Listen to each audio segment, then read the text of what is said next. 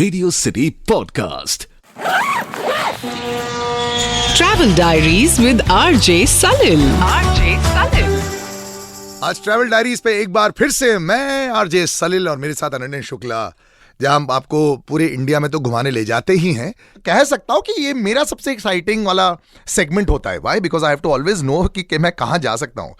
अब मैंने ये भी डिसाइड कर लिया कि ये ईयर ऑफ 2024 में I will make sure that I will be using all the wisdom of Ananya Shukla. Hi Salil, it's great to be back with a few more experiences, few more trips in my bag. So yeah, really excited for this one.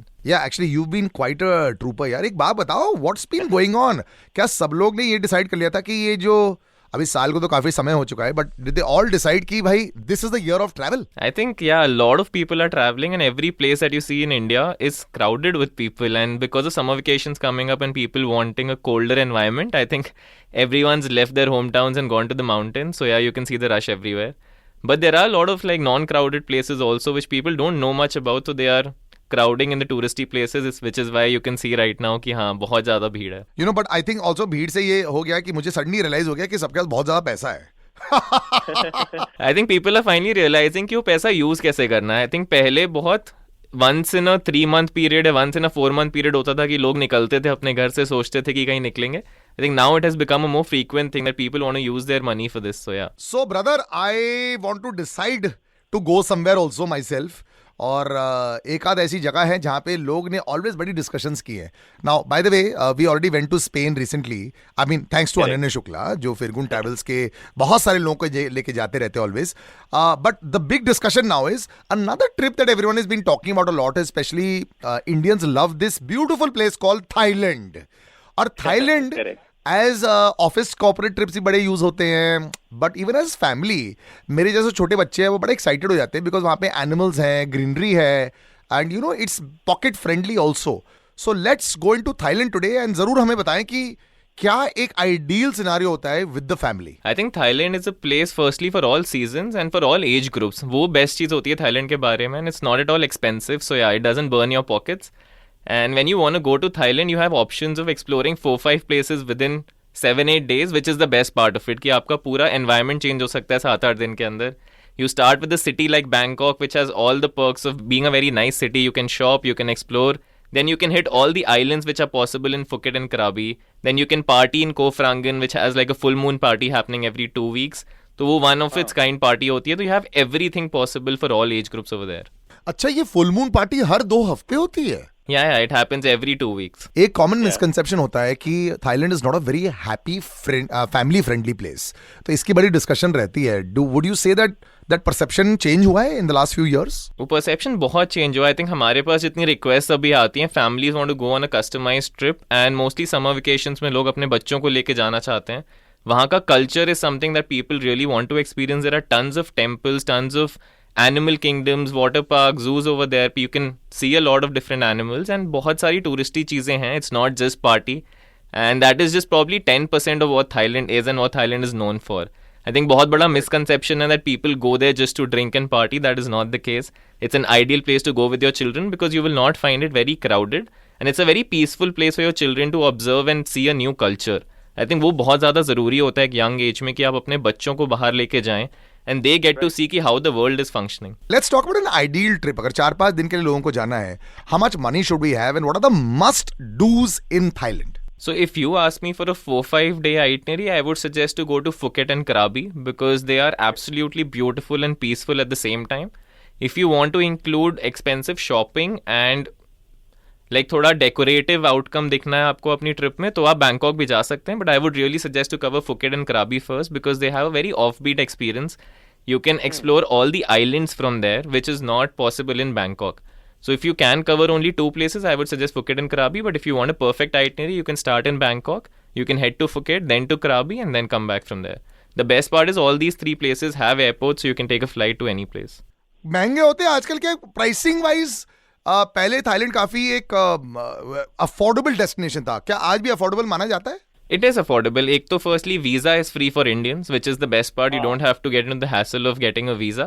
Secondly, you have direct flights from Delhi, and if you really want to understand the pricing of flights, मैं कुछ दिन पहले check कर रहा था. दिल्ली से पुणे की flight one way was 10,000, Delhi से बैंकॉक की flight was 11,000. Domestic flight prices इतने बढ़ गए कि ये सब इंटरनेशनल डेस्टिनेशन में एक्सपेंसिव नहीं लगती हैं लोगों को. So it's really affordable on the pocket because international destinations में मेजर प्राइस जो आपका लगता है that is your flight cost.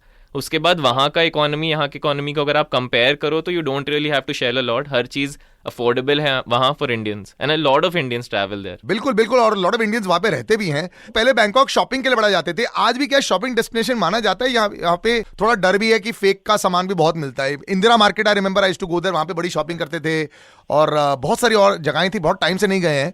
आज भी क्या वो बड़े हैं? अगर आपको शॉपिंग करनी है तो Bangkok is a really nice place for you because आपको फोन्स, कपड़े, सब कुछ बहुत सस्ते में मिल जाता है वहाँ पे compare to Indian prices. And बहुत लोग हमारी ट्रिप पे भी आते हैं, वहाँ से फोन्स लेके वापस आते हैं. और इन जनरल आप थाईलैंड के लोगों को देखोगे 90% people use iPhones and the reason is because वहाँ पे वो चीज सस्ती है. बट यार वहाँ पे थोड़ा सा क्वालिटी कंट्रोल है, मतलब लोगों को ये भी डर लगता है कि कहीं फेक माल तो नहीं मिल रहा. नहीं, so there are exclusive malls for all of these where you can go. You don't have to buy from local markets. वहाँ से ऑब्वियसली रिलायबल नहीं होगा, but if you go to very exclusive malls, exclusive shops for all of this, you will definitely get good items. And they also give you VAT return कि आप जहां से भी shop करते हो उसका वैट आपको वापस एयरपोर्ट पे मिल जाता है. So that's a big save for you. सबसे बड़ी चीज मेरे को जब भी मैं थाईलैंड जाता था, वो फ्रूट्स और वेजिटेबल बहुत खूबसूरत होते थे वहाँ पे, कलरफुल वाले, स्पेशली ऑरेंजेस वहाँ पे.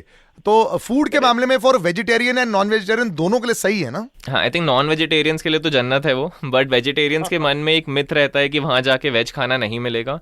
सो because so many Indians are there, हर कॉर्नर पे there is an Indian restaurant available. And the best part about Thailand इसकी मैंगो सीजन 12 महीने रहता है, सॉरी. तो आप कभी भी मैंगो, स्वीट मैंगोज एक्सपीरियंस कर सकते हैं.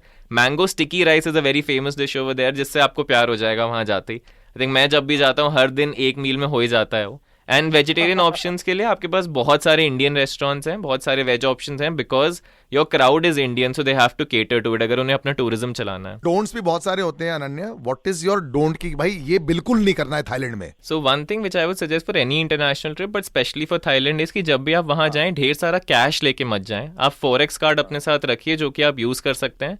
थाईलैंड में बहुत जगह आप इंडियन करेंसी भी एक्सचेंज करा सकते हैं विद इन द सिटीज, तो आप वो भी अपने साथ रख सकते हैं. किसी भी इंडियन रेस्टोरेंट में आपको हेल्प मिल जाएगी. दूसरी चीज़ की बहुत ये यंग क्राउड के लिए डायरेक्टेड है कि आप जहाँ भी जा रहे हो अपना सामान थोड़ा सेफ रखिए, बिकॉज बहुत बार हम एंटरटेनमेंट के लिए ऐसी जगह जाते हैं जहाँ पे सामान हमारा मिसहैंडल हो जाता है. तो आप बहुत सोच समझ के जाइए हर जगह.